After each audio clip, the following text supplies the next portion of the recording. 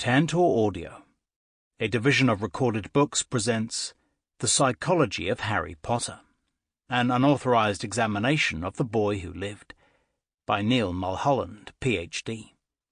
Narrated by Shaun Grindell. This publication has not been prepared, approved, or licensed by any entity that created or produced the well-known Harry Potter series or the popular Harry Potter films. Introduction. So, you might ask, what are my qualifications to investigate the psychology of the world-renowned Harry Potter series? Well, to start, I did grow up some 40 miles from where J.K. Rowling wrote her first Harry Potter books. Much like Harry, I once slept in a closet, where just my single bed fit, but not under the stairs. I also used to travel on a train, just like Harry's, to English boarding school, where I wore a uniform like his and was sorted into a group or house in a country mansion. Unfortunately, it was not nearly as magical and interesting as Hogwarts, but I seemed to have as much difficulty as Harry in following the rules. So after 6 of the best, 6 whacks on the rear with my choice of the thin cane that stung or the thick cane that hurt, I was soon shipped off home and ended up at St. Mungo's. Fortunately, it was not the infirmary, but St. Mungo's Academy to finish my schooling. Yes, there was a real St. Mungo, who was the Bishop of Glasgow around the 6th century. My other connection to Harry these days, aside from my fascination with the books, is that I developed something called Harry Potter therapy. If you've looked at any of the Harry Potter blogs about a year or so ago, I seem to have stirred a bit of controversy, as I've used and encouraged others to use Harry Potter images when helping young people overcome moderate levels of worry, anxiety, or depressive feelings. My work as a psychologist is in applying sound psychological theories and practices to the treatment of helping those having mental and emotional difficulties. Harry Potter therapy often fits the bill. It is my great pleasure to introduce you to a wide variety of psychology professors and their fine contributions connecting various theories and research in psychology to aspects of the people and events that have and could take place in Harry's ongoing story. If you are a Potter fan, I hope you find these chapters an interesting study, compared to some of the dry stuff that I had to read in my beginning years of study in psychology. Long may the magic live. Neil Mulholland, Ph.D. What kind of school is Hogwarts? The Muggle world is filled with amazing, magical things. Rockets to the moon, the internet, and miraculous medicines, just to name a few. And the way we Muggles develop these amazing things is, as Rosenberg points out, through a careful process of organized curiosity known as the scientific method. At Hogwarts, Rosenberg insists the scientific method doesn't exist.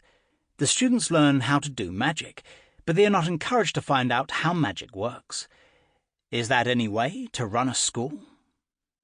Robin S. Rosenberg, Ph.D. What do students learn from Hogwarts classes?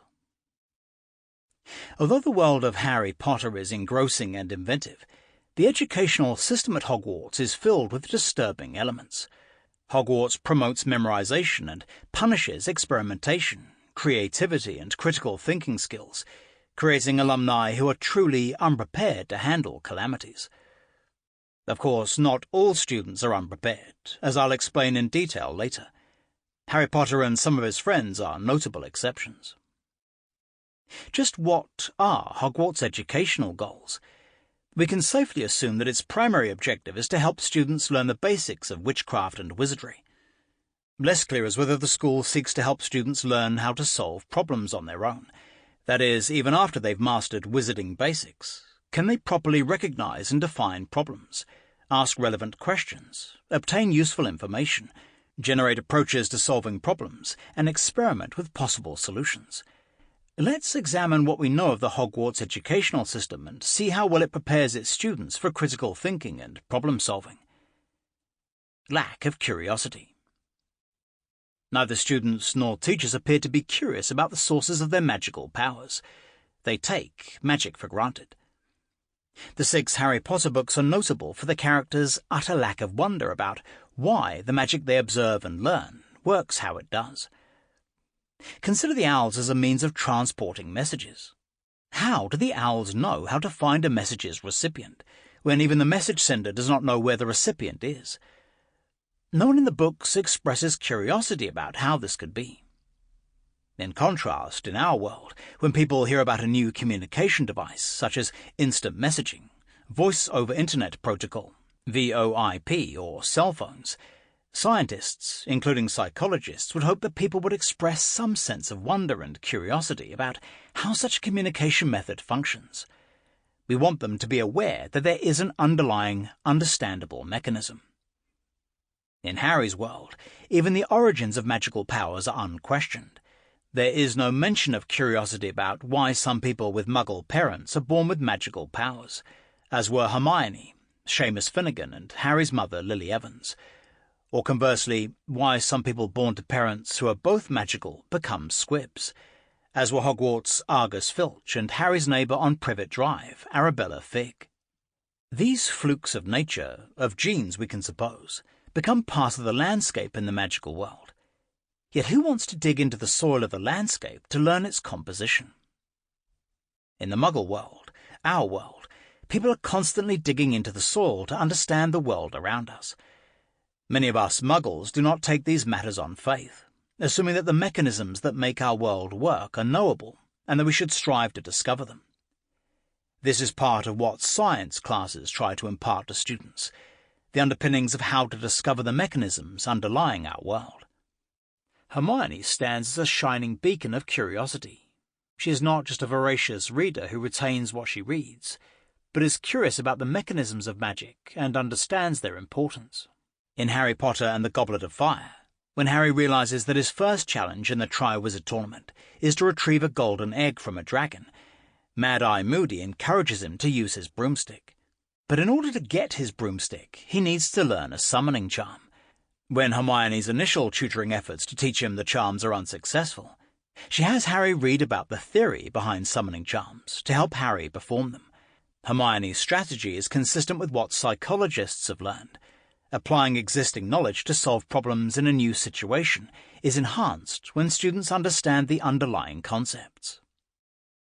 Yet students reared in magical families do not appear to be curious about the mechanisms behind their powers. This particular type of apathy seems to be perpetuated at Hogwarts, where teachers appear similarly uninquisitive about the underlying mechanisms, the who, what, when, where, how, and why of magic. Hogwarts teachers impart knowledge about magical content, not about magical process. More surprising, though, is that many of the Muggle-born wizards and witches, educated in our world until age 11, when they begin their wizarding education, seem to suspend their sense of inquiry once at Hogwarts. Lack of scientific inquiry. Scientific inquiry is the answer to curiosity's questions. It's about systematically attempting to find answers. Our educational system, particularly in math and sciences, imparts knowledge about both content and process. Students learn facts and figures, but they also learn how this knowledge is derived and the process by which scientific knowledge is produced. This process is sometimes referred to as the scientific method. In psychology, the scientific method has 6 steps.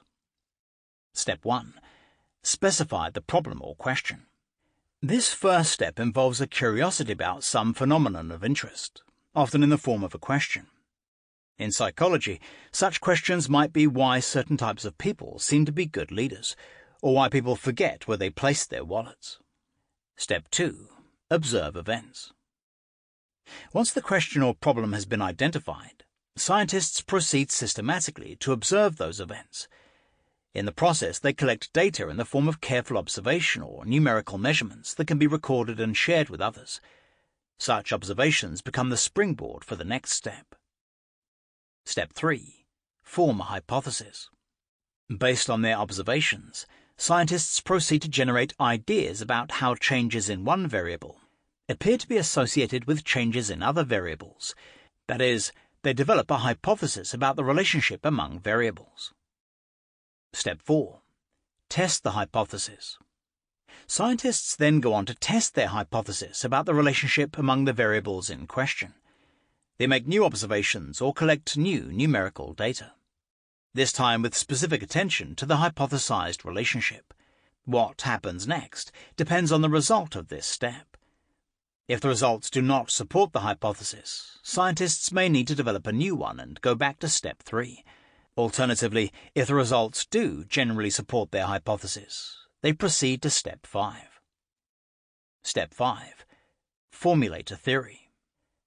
Whereas a hypothesis is a tentative conjecture about the relationship among variables, a theory is grounded in data that the relationship exists and seeks to explain the mechanism underlying that relationship.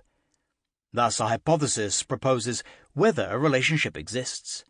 A theory proposes why a relationship exists and how it works. Step 6. Test the theory.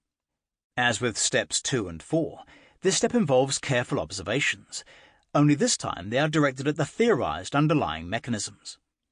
When the results do not support the theory, scientists may try to test the theory in a different way. If repeated results do not support the theory, scientists may go back to step 5 and formulate a new theory, incorporating the information they've learned along the way. To some extent, we are all scientists in our daily lives. Consider the example of having to tell a friend information that you think will upset her. You are likely to 1. Wonder how she'll respond. Step 1. 2. Mentally review past occasions when you've observed her hear bad news, a retrospective version of Step 2. 3. Predict how she'll respond. Step 3. 4. Give her the bad news. Step 4. 5. Perhaps formulate a theory of why she responded as she did. Step 5. And should you need to give her upsetting information again, you may 6. Test your theory. Step 6. Using the scientific method to generate and examine information, you will learn more about your friend, her reactions and apparent motivations. Fred and George Weasley seem to have intuited the scientific method and use it to test their magical wares. When testing their fainting fancy suites, they appeared to have 1. Set out to create a formula for the fainting fancies. Step 1. 2. Mentally reviewed what they know about possible ingredients and their dosages that should go into the sweets. Step 2. 3. Predicted how people will respond to the sweets. Step 3.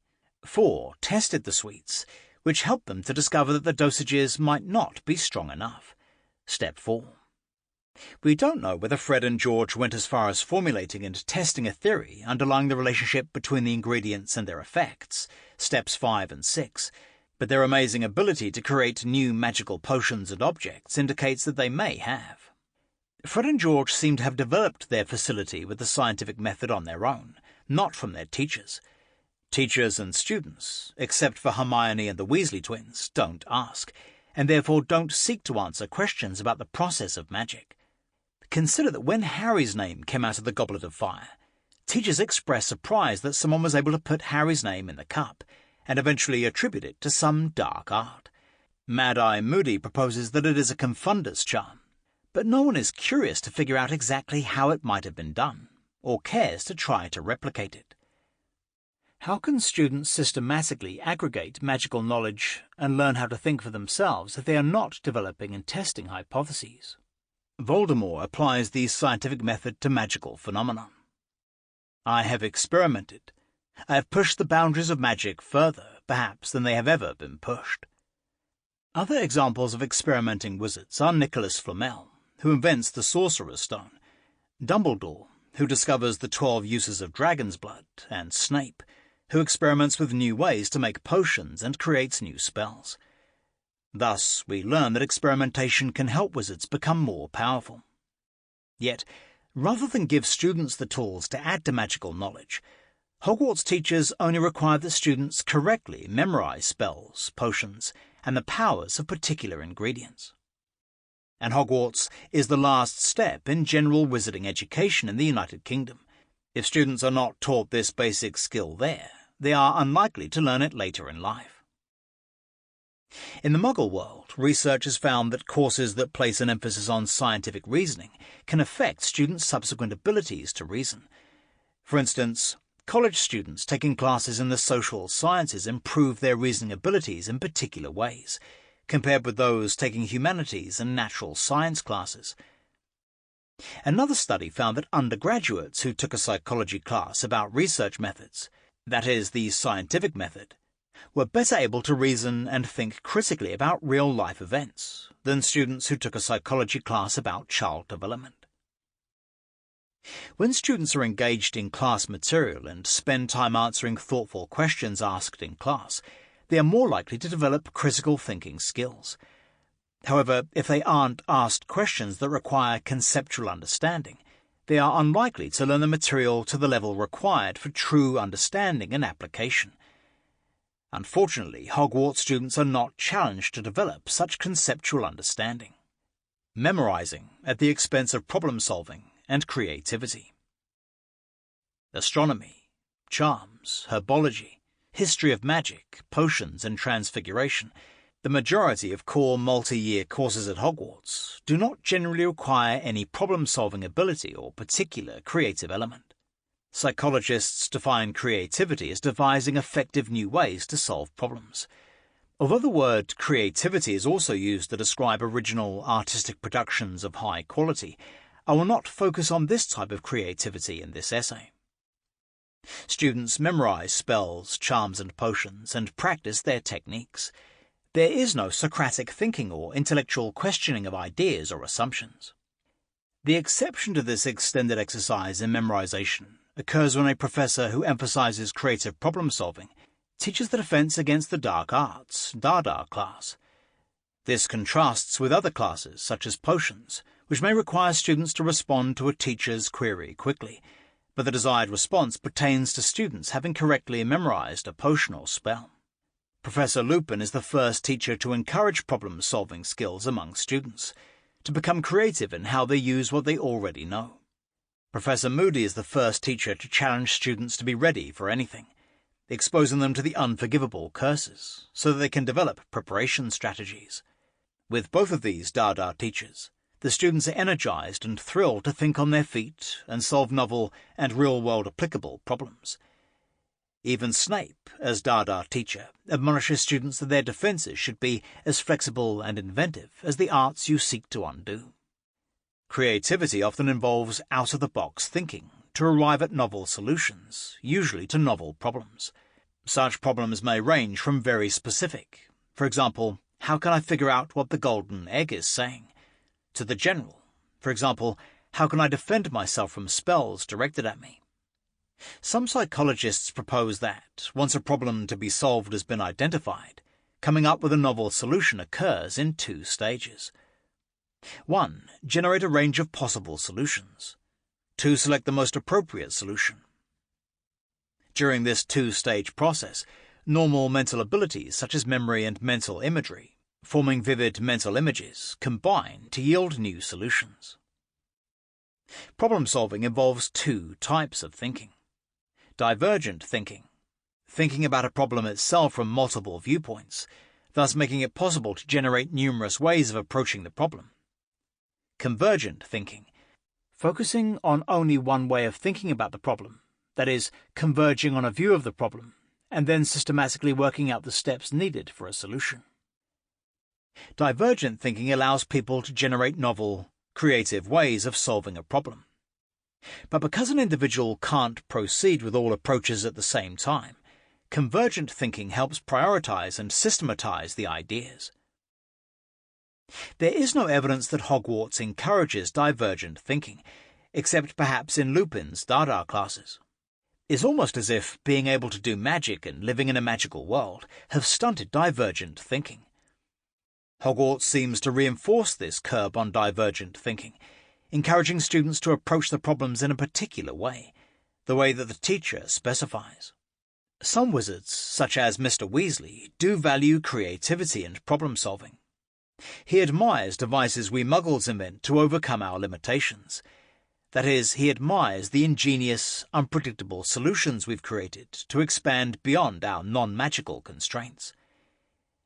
In contrast to wizards, we muggles seem particularly adept at divergent thinking. Whereas Mr. Weasley appreciates these abilities from afar, Voldemort is one of the few characters who seems to possess them in prodigious quantities. He was able to create and develop powers that were not even thought of by other witches and wizards. Voldemort's many talents suggest that he is good at both divergent and convergent thinking. Except for the Weasley twins, few of Harry's fellow students at Hogwarts who were born in the wizarding world show evidence of creativity and problem-solving ability. One wonders whether Mr. Weasley's fascination with muggle inventions inspired the twins with their ingenious products. Yet teachers generally ignore or scold the Weasley twins for experimenting and creating new magical objects, such as the headless hats. Are creative problem solvers born or made? Mostly made. Such problem-solving ability appears to be primarily due to aspects of the family environment that all children in a family share, such as the number of books in the home and the activities that children are exposed to. Obviously, children raised in the magical world are exposed to different environments, and thus have different experiences than those raised in the Muggle world. Are those wizards who are raised in the Muggle world, until age 11, more creative and better problem solvers? Do the challenges of living in the Muggle world help create individuals who possess more of the qualities integral to effective problem solving? I propose that the answer to these questions is yes. This is what makes Harry and Hermione particularly good at figuring out ways to combat Voldemort and the Death Eaters, and what makes Voldemort the powerful wizard he is. Learned helplessness. What must it be like for students graduating from Hogwarts? What must it be like to live in a society where the workings of the world feel truly magical? It's as if the citizens remain toddlers in their understanding of how things work. If I say this spell, then that will happen. It comes as no surprise, then, that, when bad things happen, those in the wizarding world don't feel as if they have any control over events.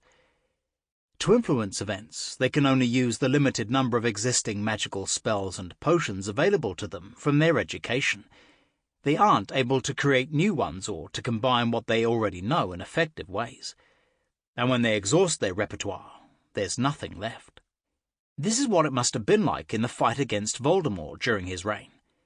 Sirius describes those years, explaining that Voldemort could control people, forcing them to do horrible things and leading everyone to be scared for themselves as well as their friends and families. Every week, news comes of more deaths, more disappearances, more torturing, the Ministry of Magic's in disarray, terror everywhere, panic, confusion. That's how it used to be. This sense of powerlessness in the face of negative events can lead to learned helplessness, giving up trying to escape from aversive events. In the classic study on learned helplessness, a dog was placed into a cage where it received electric shocks through the cage floor. At first, the dog tried to escape, but escape was impossible and nothing it did could lessen or stop the shocks. After repeated failed attempts to escape, the dog appeared to give up. It curled up, simply surviving the shocks.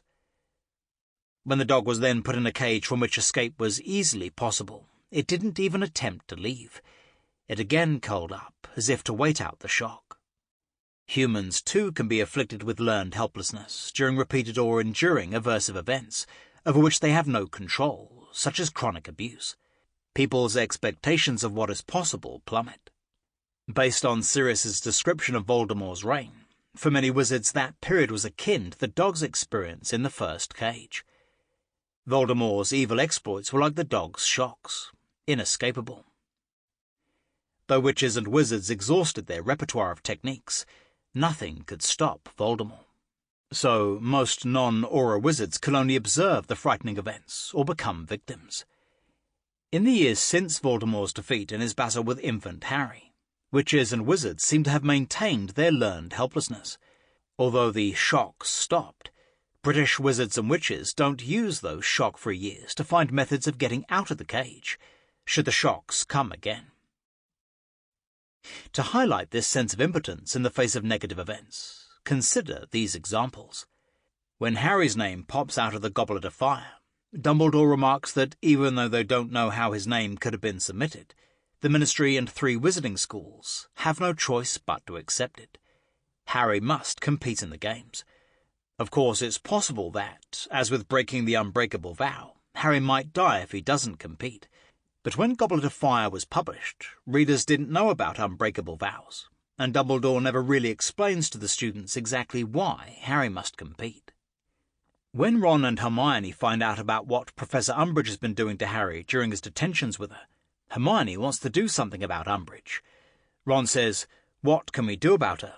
It's too late, isn't it? She got the job. She's here to stay." Yet Harry and many of his classmates who spend their first decade of life growing up in the Muggle world appear less apt to have learned helplessness. Consider Harry's response to Umbridge's punishments. Rather than capitulate and give up in the face of her inescapable and sadistic punishments, he views her detentions as a private battle of wills, which helps him retain a sense of control over events. Similarly, when Harry thinks that Sirius is in danger at the Ministry of Magic, he doesn't throw up his hands, but decides to act, to rescue his godfather. Hermione also does not succumb to learned helplessness in the face of adversity. Contrast Ron's helpless response to Umbridge's sadistic acts to Hermione's response. We've got to do something about her. Other examples of Hermione's sense of control over her fate and her perseverance abound. She makes a batch of polyjuice potions so that she, Harry and Ron can find out whether Draco Malfoy is the heir of Slytherin, and she persists in looking for legal ways to save Buckbeak, the hippogriff, from his death sentence. What types of alumni does Hogwarts produce?